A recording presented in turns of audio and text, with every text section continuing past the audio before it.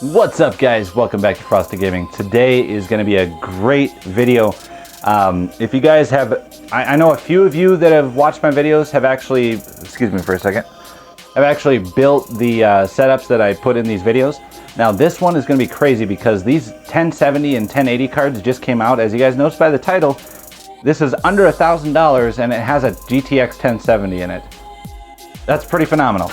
Anyways, guys, without wasting any more time, let's go ahead and get into the build specs, kind of the parts and everything. And as before and in every other video, I will put the links to every product in the descriptions down below. So without further ado, let's go ahead and get into it. So for the CPU, we chose the Core i5-4690K. This is an overclockable CPU, 3.5 gigahertz. Quad core. This doesn't have a cooler, however I will link one down below, and you will, trust me, you will still be below the $1,000 mark. It's running 235 on Amazon right now. It's a really good CPU. Besides the I mean, obviously it's just a little outdated, probably like 2 or 3 years old, but it's still a very good CPU if you overclock it a little bit, and it's pretty simple to overclock CPUs. But let's move on to the motherboard. We chose the ASRock H97M. This is the Pro 4 edition micro ATX LGA 1150 socket. It's running $84.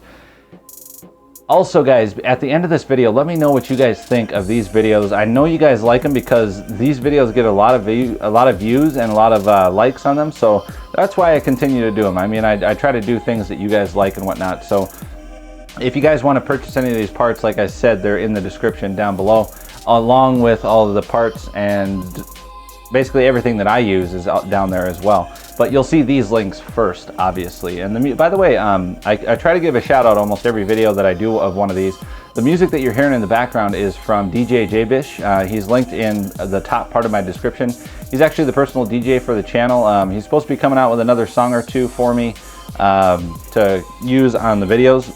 There is one song, however, that I will not be using anymore because the bass is too high and it sounds kind of scratchy when it hits the high end, and it's got really high treble, so people have kind of complained about that. So we won't be using that song anymore. I'm going to try to get 1 or 2 more songs from him soon. They were supposed to be sent about 2 days ago. But anyways, guys, let's continue with the build. So for the RAM, we chose the Kingston HyperX. This is a Fury Black edition. It's DDR3, 8 gigabytes, 1600 megahertz clock speed, and those are priced at $31 right now, so not too bad for 8 gigabytes of RAM. If you want to pick up 2 more sticks, I mean, you're going to be just a little bit over. Maybe you might even be under. If you find these items on sale, you still might be under that $1,000 mark. I know when you open up an Amazon account and you have a Prime card or whatever, I know they give you a $1,000 limit to start with. So I mean, if you guys want to max out your limit, I mean, by all means go ahead, but it doesn't look good on your credit report for a little while. But you will have 12 months to pay this off if you are an Amazon Prime store card holder, such as myself. So moving on to the hard drive, we have the Western Digital Caviar Black 1 terabyte, 7200 RPMs, running at $69 right now. That's a very good price on a 1 terabyte Caviar Black hard drive. Now, I keep looking out my window because somebody's doing something crazy out there. Sorry. I get sidetracked a lot. On the Caviar Blacks, the hard drives, I understand that hard drives, for some reason, they're not dropping in price. I mean, solid states come out at like $400 and they drop down to $100. Hard drives, 1 terabyte is almost outdated. I mean, come on, Western Digital and whoever else. Get those prices down. Let's go. Seagate, Barracudas, all them. Get the prices down. Seagate is actually doing pretty well, but Western Digital is still keeping their prices high. I don't know why. But anyways, moving on to the GPU, we have the ever-known EVGA GTX 1070 Founders Edition. This is an 8 gigabyte of VRAM card, ACX 3.0 cooler, and it's running at $499. Now, the price fluctuates on this according to supply and demand, so it might be over $500, it might be right at the $499. Depending on what you find it at, it means they're short on supply, so they're going to make a little extra money on their other cards, or the remaining cards, until they get more shipments in. So these cards are really popular right now. Not too many people are going with the 1080s, except for enthusiasts, such as myself with my setup.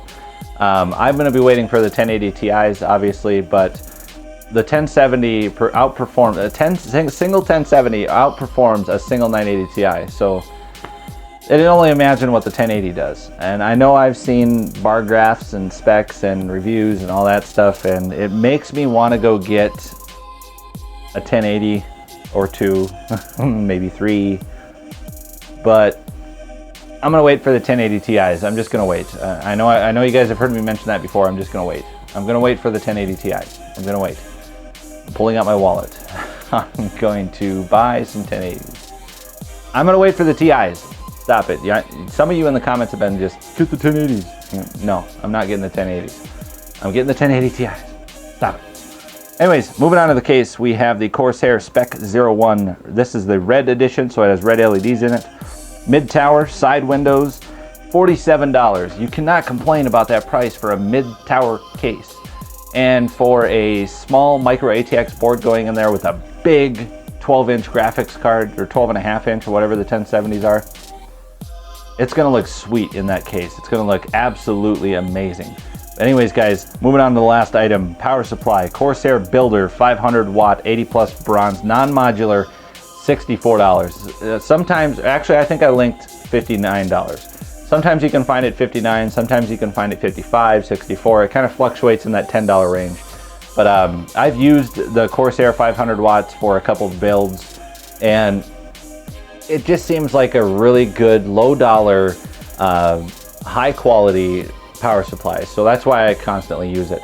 I realize it's non-modular. I have dealt with non-modular power supplies before. My previous power supply in my previous build, my old case, was a non-modular. I did not like it, but it got me by until I could afford something like this. So anyways, guys, if you enjoyed the video, make sure you leave a like and a comment down below. Subscribe to the channel if you don't want to miss anything in the future, and we'll see you guys in the next one.